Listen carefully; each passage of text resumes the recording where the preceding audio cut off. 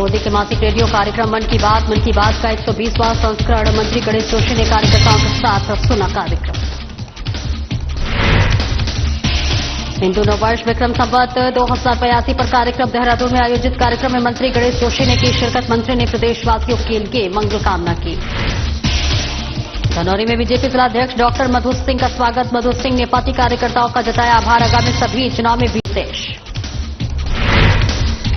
हल्द्वानी स्थित सोबल सिंह जिना बेस चिकित्सालय का निरीक्षण। कुमाऊं आयुक्त दीपक रावत ने किया निरीक्षण। अस्पताल परिसर में गंदगी मिलने पर भड़के आयुक्त।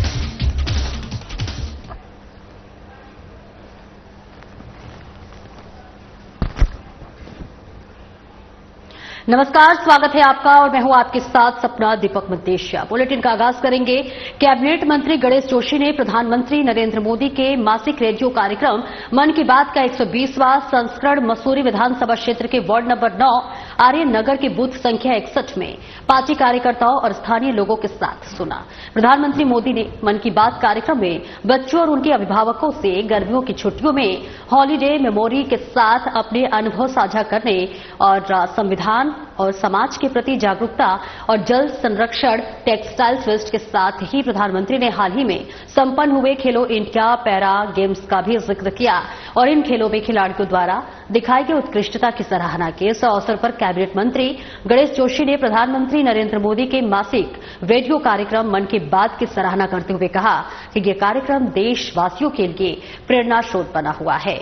मन की बात के माध्यम से प्रधानमंत्री मोदी लोगों को विभिन्न जानकारियां प्रदान करते हैं जिससे उन्हें नए कार्य करने की प्रेरणा मिलती है और समाज के हित में सकारात्मक बदलाव लाने की दिशा में कार्य करने की ऊर्जा प्राप्त होती है। कैबिनेट मंत्री जोशी ने कहा कि यह कार्यक्रम न केवल सूचना का माध्यम है बल्कि समाज में जागरूकता फैलाने और आमजन को सशक्त बनाने का महत्वपूर्ण माध्यम भी है। उन्होंने लोगों से अपील की है कि वे इस कार्यक्रम को नियमित रूप से सुनें। आज मन की बात का 119वां संस्करण सुनने को मिला और जितनी बार हम मन की बात सुनते हैं कुछ ऐसे विषयों की जानकारी हमको होती है जिनको हम नहीं जानते हैं। इसलिए मैं और कई अचीवमेंट जो होती है उनके बारे में नहीं पता होता, वो हमें यहां से मिलता है। और मैं तो देशवासियों से प्रदेशवासियों से कहूंगा कि आप थोड़ा समय निकालकर मन की बात को अवश्य सुने। हर बार मन की बात में कोई न कोई ऐसे विषय होते हैं जो हमारे लिए लाभदायक होते हैं। और इस अवसर पर मैं, क्योंकि आज प्रथम नवरात्रा है, मां शैलपुत्री का दिन है, आपको नववर्ष की और नवरात्रों की शुभकामनाएं देता हूं। हे मां शैलपुत्री हमें इतनी शक्ति दे कि जिन जिन क्षेत्रों में हम काम कर रहे हैं सफल रहें, आगे बढ़ें। ये मैं निवेदन करना चाहता हूं। और कैबिनेट मंत्री गणेश जोशी ने देहरादून स्थित जूनियर हाई स्कूल घंघोड़ा में हिंदू नववर्ष विक्रम संवत 2082 के उपलक्ष्य में आयोजित कार्यक्रम में मुख्य अतिथि के रूप में भाग लिया। यह कार्यक्रम बिलासपुर कांटली पूर्व सैनिक कल्याण समिति द्वारा आयोजित किया गया था, जिसमें स्कूली छात्र छात्राओं ने रंगारंग सांस्कृतिक प्रस्तुतियां दी। कैबिनेट मंत्री गणेश जोशी ने सभी को हिंदू नववर्ष विक्रम संवत 2080 एवं चैत्र नवरात्रि की बधाई और शुभकामनाएं देते हुए कहा कि हिंदू नववर्ष भारतीय संस्कृति और परंपराओं से जोड़ने का सशक्त माध्यम है। यह नौ संवत्सर हमें अपने गौरवशाली इतिहास और मूल्यों को अपनाने की प्रेरणा देता है। प्रदेश सरकार सांस्कृतिक विरासत को संरक्षित रखने के लिए निरंतर कार्य कर रही है। कैबिनेट मंत्री गणेश जोशी ने छात्रों द्वारा दी गई प्रस्तुतियों की भी प्रशंसा की और कहा कि युवा पीढ़ी को अपनी संस्कृति से जोड़े रखने के लिए ऐसे आयोजन बेहद आवश्यक है। उन्होंने पूर्व सैनिक कल्याण समिति द्वारा किए जा रहे कार्यों की सराहना करते हुए समाज सेवा में उनके योगदान को महत्वपूर्ण बताया। इस दौरान कैबिनेट मंत्री गणेश जोशी ने देहरादून के बिलासपुर कांटली निवासी अशोक चक्र विजेता अमर शहीद हवलदार बहादुर सिंह बोहरा की वीरता को नमन करते हुए क्षेत्र की एक सड़क का नाम उनके सम्मान में रखने की घोषणा भी की। इसके अलावा उन्होंने जूनियर हाई स्कूल घंघोड़ा में निजी निधि से स्कूल में एक कक्ष निर्माण की भी घोषणा की और इस दौरान कैबिनेट मंत्री गणेश जोशी आरती में भी शामिल हुए और प्रदेशवासियों की सुख समृद्धि की भी कामना की। का सबसे सुंदर दिन है तो अपनी संस्कृति, अपने धर्म के प्रति जो आस्था आप सब में दिखाई दे रही है, मैं आप सबको प्रणाम करता हूं, आपको नमन करता हूं। नहीं था, लेकिन जब राजनीति में आया तो पूरी ईमानदारी से काम की, पूरी मेहनत से काम की, लगातार 4 बार आपका आशीर्वाद मिल गया, आपकी दुआओं से मंत्री बन गया। तो इसलिए मैं जो प्रैक्टिकल जो महसूस करता हूं मैं उसे बोल देता हूं। हमारे बच्चों में मैं जिस क्षेत्र में हूं मैं एवरेज 200-300 लोगों से रोज फिट है, उसका 50% हम वेलफेयर पर खर्च करेंगे और जो सैनिक बहाली क्षेत्र है वहां के स्कूलों में, विद्यालयों में जो वहां के क्षेत्र के लोगों की डिमांड होगी उस पर खर्च करेंगे। और अभी एक मांग पत्र आपने दिया था, हालांकि मैंने बहन शांति बोरा के पति स्वर्गीय बहादुर सिंह बोरा जी के नाम पर एक द्वार हमने कैंट वहां पर बनाया है, क्योंकि इसके आगे एक बड़ा द्वार और बन गया है, वो छिपसा गया है। मैंने इसलिए बनाया था कि यहां हम बनाते तो ये सिर्फ गांव वाले देखते हैं, वहां सारे लोग देखते हैं, लेकिन अभी एक बिजली का आदेश हुआ है कि उनके नाम पर द्वार और सड़क बननी चाहिए। इस अवसर पर मैं उसकी घोषणा करता हूं, उसको हम शीघ्र बनाएंगे। और चैत्र नवरात्रि हिंदू धर्म का बहुत ही पावन पर्व होता है। हिंदू पंचांग के अनुसार इस बार सुबह से ही श्रद्धालुओं की भारी भीड़ उमड़ी। भक्त सुबह से ही मंदिरों में लंबी कतारों में खड़े होकर माता रानी के दर्शन कर रहे हैं। माता के जयकारों, भजन कीर्तन और विशेष पूजा अर्चना के साथ मंदिरों में भक्तिमय माहौल छा गया है। चैत्र नवरात्रि का पहला दिन माता शैलपुत्री की उपासना के लिए समर्पित होता है। मंदिर के पुजारी ने कहा है कि मंदिर में मैं सुबह से ही पूजा करने के लिए लोगों की लंबी लंबी कतारें देख रहा हूं, लगी हुई है। लोग पूरी भक्ति भाव से पूजा करने आ रहे हैं।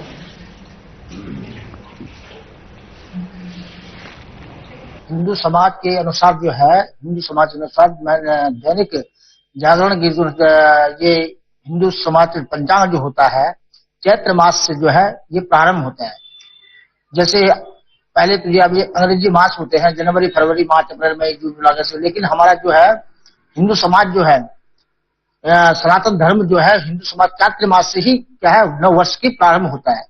और उससे नव वर्ष प्रारंभ होने के बावजूद ये माँ के क्या है नवरात्र 4 बार आते हैं, एक चैत्र मास में और क्या है एक अश्विनी मास में, एक वैशाख मास में, एक जेठ मास में और एक श्रावण मास में आते हैं, आषाढ़ मास में आते हैं।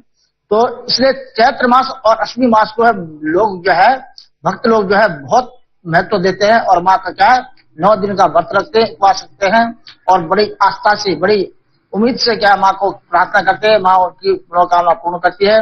और यह सर्वोच्च दुर्गा मंदिर बड़ा प्राचीन मंदिर है। पहले ये मंदिर उस किनारे पे था और यहाँ 2005 में इसकी स्थापना है। अब आज क्या है रविवार का दिन है, इसलिए आज लोग क्या है धीरे रहेंगे। अब धीरे धीरे यहाँ पे बहुत ज्यादा भीड़ बढ़ेगी। और अगली खबर उत्तरकाशी से है, जहां उत्तरकाशी में चारधाम यात्रा की तैयारियां तेज हो गई हैं।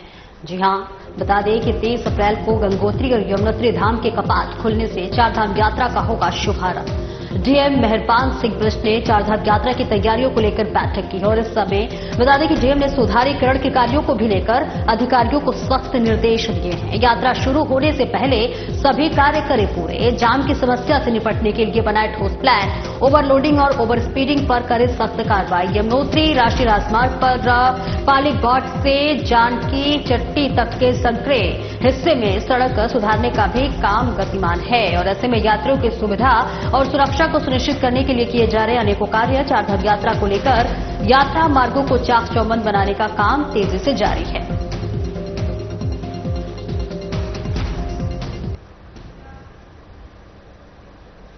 और कलियर विधानसभा के धनौरा में बीजेपी युवा मोर्चा द्वारा बीजेपी जिलाध्यक्ष डॉक्टर मधु सिंह का जोरदार स्वागत हुआ। इस अवसर पर डॉक्टर मधु सिंह ने पार्टी कार्यकर्ताओं का आभार जताते हुए कहा कि बीजेपी स्थानीय लोगों की समस्याओं को हल करने और उनके जीवन में सुधार लाने के लिए प्रतिबद्ध है।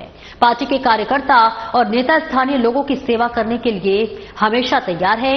वहीं युवा मोर्चा नीरज सैनी ने कहा कि जिला अध्यक्ष डॉक्टर मधु सिंह के नेतृत्व में आने वाले सभी चुनाव में बीजेपी की प्रचंड जीत होगी। ये हम सबके सौभाग्य की बात है। प्रदेश नेतृत्व द्वारा ही कर्मठ कार्यकर्ता को बीजेपी जिलाध्यक्ष का दायित्व दिया गया है। मैं यहाँ नीरज जी के बुलावे पर धनौरी गांव में आई, क्योंकि इसने मुझे बुलाया कि बहन जी आप क्योंकि अभी 20 दिन पहले मुझे जिम्मेदारी मिली है और मेरा भी ये मन था कि मैं हर गांव में जाऊं, लोगों से मिलूं, इसी बहाने संपर्क हो जाएगा। तो फिलहाल तो मैं इसी निमित्त आई हूँ कि मेरा लोगों से संपर्क हो, मुझे भी गांव की जानकारी हो, कौन किधर है, क्योंकि देखो ऐसे तो आदमी नहीं जा पाता सब जगह, लेकिन अगर अब मुझे 6 विधानसभाओं की जिम्मेदारी मिली है तो मुझे ऐसे प्यारे बच्चे और कार्यकर्ता मिले हैं जो मुझे अपने साथ हर गांव में मेरा संपर्क और मुझे। और ऋषिकेश के निकट गुमानीवाला स्थित राजश्री चिल्ड्रन अकेडमी का वार्षिक परीक्षा परिणाम घोषित हो गया है। परीक्षा में बेहतर प्रदर्शन करने वाले छात्रों को पुरस्कार देकर हौसला अफजाई की गई है। बताते चले कि राजश्री चिल्ड्रन अकेडमी में वार्षिक परीक्षा परिणाम घोषित करने के लिए कार्यक्रम का आयोजन हुआ, जिसका शुभारंभ अकेडमी के निदेशक राजेंद्र प्रसाद पांडे, मुख्य अतिथि उद्योगपति शंभू प्रसाद सती और दिनेश पैंगुली ने दीप प्रज्वलित कर दिया। कार्यक्रम में परीक्षा परिणाम में बेहतर प्रदर्शन करने वाले छात्रों को नगद पुरस्कार, शील्ड और प्रशस्ति पत्र देकर हौसला अफजाई की गई। निदेशक राजेंद्र प्रसाद पांडे ने बताया कि इस वर्ष का परीक्षा परिणाम विगत वर्षों की भांति और ज्यादा बेहतर सामने आया है। परीक्षा परिणाम का प्रतिशत हर साल बढ़ता रहे, इसके प्रयास किए जा रहे हैं। कार्यक्रम में पहुंचे मुख्य अतिथियों का स्कूल प्रबंधन की ओर से स्वागत और सम्मान किया गया। मौके पर छात्रों ने सांस्कृतिक कार्यक्रमों की प्रस्तुति भी दी।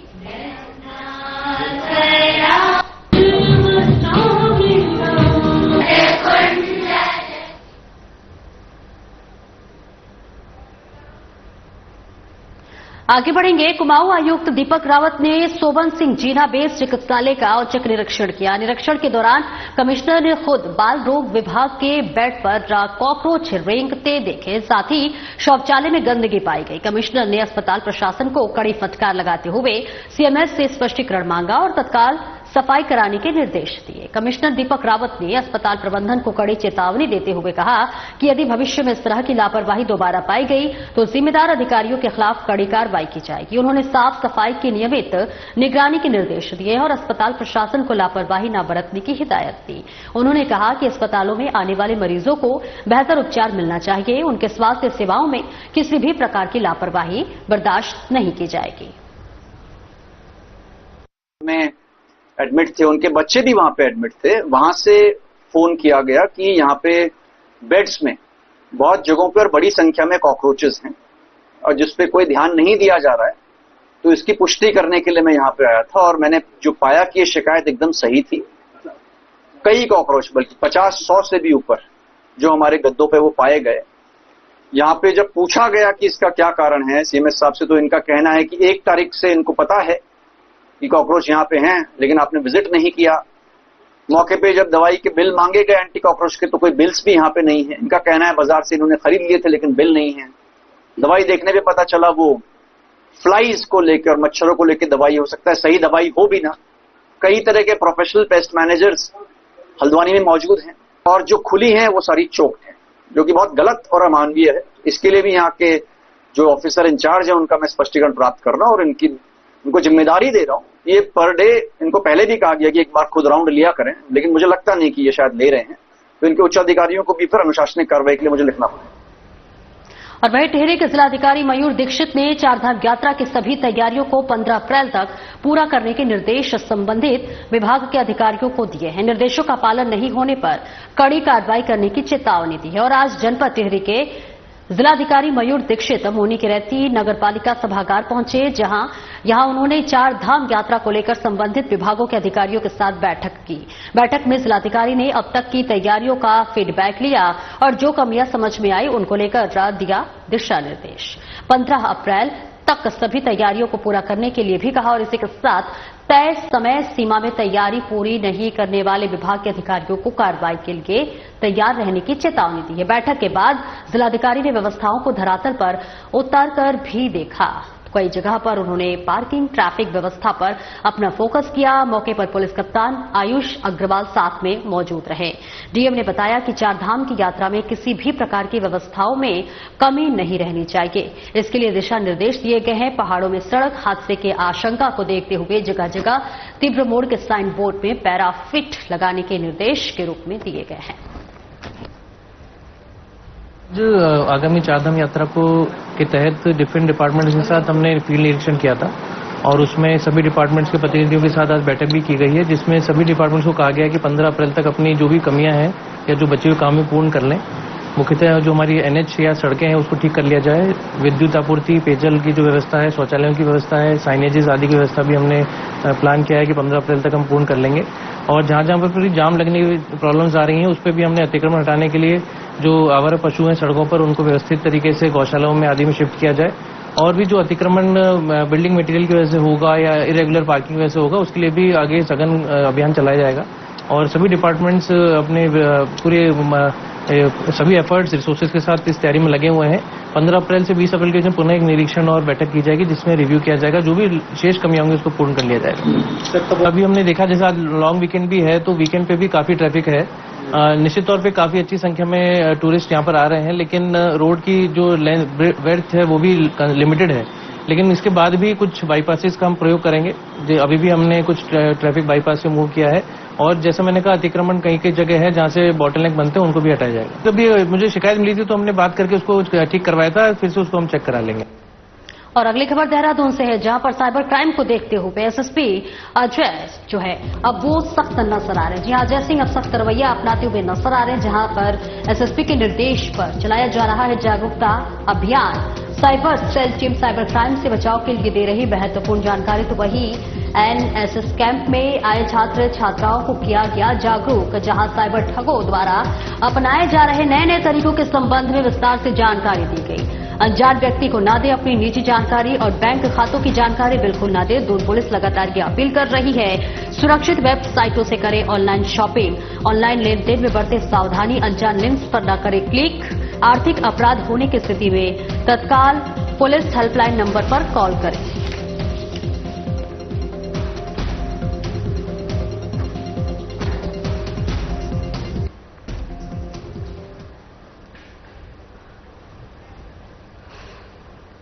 और आगे बढ़ेंगे, जहां सीओ संदीप नेगी ने कोतवाल प्रदीप राणा को कोतवाली परिसर में साफ सफाई की बेहतर व्यवस्था करने के निर्देश दिए और इसके अलावा मादक पदार्थों का निस्तारण करने के निर्देश भी दिए हैं। बता दें कि यह निर्देश सीओ संदीप नेगी के ऋषिकेश कोतवाली का अर्धवार्षिक निरीक्षण करने के दौरान कोतवाल प्रदीप राणा को दिए हैं। सीओ ने बताया है कि निरीक्षण के दौरान उन्होंने कोतवाली की तमाम व्यवस्थाओं पर अपनी नजर घुमाई है। कोतवाली में मुकदमे से संबंधित तमाम दस्तावेजों को उन्होंने बारीकी से देखा है। माल खाने के साथ रसोई घर और पुलिस कर्मियों की बैरक में भी व्यवस्थाओं को उन्होंने और गौर से देखा है। थोड़ी बहुत जो कमी दिखाई दी है उसे ठीक करने के निर्देश कोतवाल को दिए हैं। लंबित विवेचनाओं को पूरा करने के लिए दरोगाओं को निर्देशित किया गया और इसके अलावा कोतवाली में आने वाले सभी फरियादियों के प्रार्थना पत्र भी स्वीकार करने के लिए निर्देश दिए गए। सीओ ने बताया कि जल्दी ही एसपी देहात और पुलिस कप्तान का भी कोतवाली में निरीक्षण होना होगा और ऐसे में इसलिए सभी व्यवस्थाएं जल्द से जल्द दुरुस्त हो, इस पर फोकस किया गया है।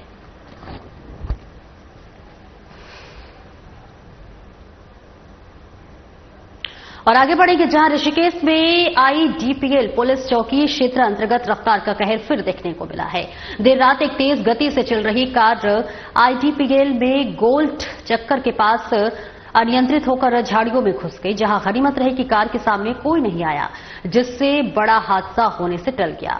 कार के ड्राइवर को मामूली चोट आई है। फिलहाल कार क्षतिग्रस्त होने की वजह से घटनास्थल पर ही खड़ी है। पुलिस के मुताबिक देर रात आईडीपीएल सिटी गेट की ओर से एक तेज रफ्तार कार गोल चक्कर के पास पहुंची। रफ्तार तेज होने की वजह से तीव्र मोड़ पर कार का बैलेंस बिगड़ गया है और कार अनियंत्रित होते हुए झाड़ियों में जा घुसी। घटना के कुछ देर बाद कार को झाड़ियों में घुसा देख किसी व्यक्ति ने आईडीपीएल पुलिस चौकी को हादसे की सूचना दी। सूचना के आधार पर चौकी से चिता पुलिस घटनास्थल पर पहुंची। देखा कि कार झाड़ियों में घुसी है लेकिन उसके अंदर कोई मौजूद नहीं है। चौकी प्रभारी कविंद्र राणा ने बताया है कि पुलिस के पहुंचने से पहले ही कार चालक कार को छोड़कर मौके से चला गया। फिलहाल इतना पता चला है कि कार चालक को मामूली चोट आई है और वह लेबर कॉलोनी का रहने वाला है। कार क्षतिग्रस्त हुई इसलिए घटनास्थल पर ही खड़ी है।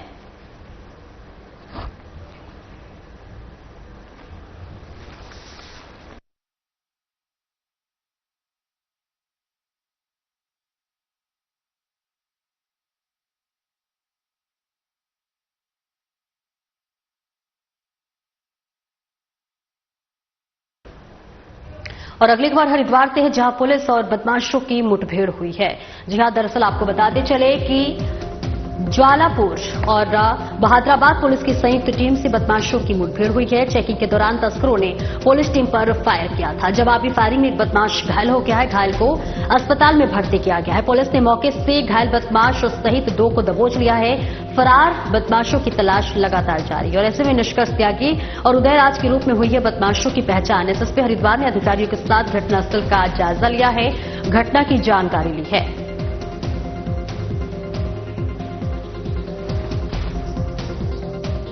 अभी थाना ज्वालापुर में पुलजपाड़ा के पास में एक व्हीकल जो ब्लैक कलर का स्कॉर्पियो है उसे पुलिस के द्वारा रोकने की कोशिश की गई थी। उसने बैरियर तोड़ते हुए बहादुराबाद की ओर फरार होने की कोशिश करी। पुलिस के द्वारा उसको चेज किया गया और बहादुराबाद पुलिस के द्वारा उसे रोकने की कोशिश की गई। उन्होंने ये व्हीकल में करीब 7 लोग सवार थे जो व्हीकल छोड़ के जब फरार होने की कोशिश में पुलिस के द्वारा फायर किया गया। पुलिस के द्वारा जवाबी फायर में एक व्यक्ति घायल हुआ है निष्कर्ष और उसको यहाँ पर अभी हॉस्पिटलाइज किया गया है। एक अन्य व्यक्ति अभी पकड़ा गया है। 5 लोग अभी फरार चल रहे हैं। इनके पास से 2 असलहे बरामद हुए हैं और साथ में जो गाड़ी आज दिन की घटना में एक ब्लैक कलर की स्कॉर्पियो जो सराय में घटना हुई थी उससे लगातार उसको चेस किया जा रहा था, वो भी इनसे बरामद हुई है और इनके द्वारा इस घटना जो दिन में घटना हुई थी उसको स्वीकार किया है। इनके द्वारा ही वो घटना मारपीट की हुई थी और उसमें फायर भी हुआ था। पुलिस ने उसमें 307 का मुकदमा लिखा गया है। इनको तत्काल अभी अरेस्ट करके आगे की जो वैधानिक कार्रवाई है उसमें की जाएगी। और पुलिस कप्तान लोकेश्वर सिंह के निर्देश पर लक्ष्मण झूला थाना क्षेत्र में वीकेंड पर गरू रूडचड़ी नीलकंठ मार्ग पर टूरिस्ट बस और भारी वाहनों का आवागमन प्रतिबंधित कर दिया गया और आज पहले ही दिन किए गए इस ट्रायल से क्षेत्र में लोगों को जाम से राहत मिलती हुई नजर आई है। बता दें कि पुलिस कप्तान लोकेश्वर सिंह ने बताया है कि वीकेंड पर ट्रैफिक का दबाव अधिक होने के कारण लक्ष्मण झूला और नीलकंठ मार्ग पर जाम की स्थिति रहती है। इस क्षेत्र में वीकेंड पर बड़ी संख्या में पर्यटक गंगा नदी में राफ्टिंग करने और नीलकंठ महादेव के दर्शन बढ़ जाता है। लक्ष्मण झूला थाना प्रभारी संतोष पैथवाल ने निरीक्षण की रिपोर्ट भी दी है और कहा है कि टूरिस्ट बसों और हैवी वाहनों की वजह से वीकेंड पर जाम की स्थिति ज्यादा बनती है, इसलिए इन वाहनों को वीकेंड पर नीलकंठ रोड पर आवागमन के लिए प्रतिबंधित किया गया है। पुलिस ने इस संबंध में वाहन चालकों से सहयोग मांगा है।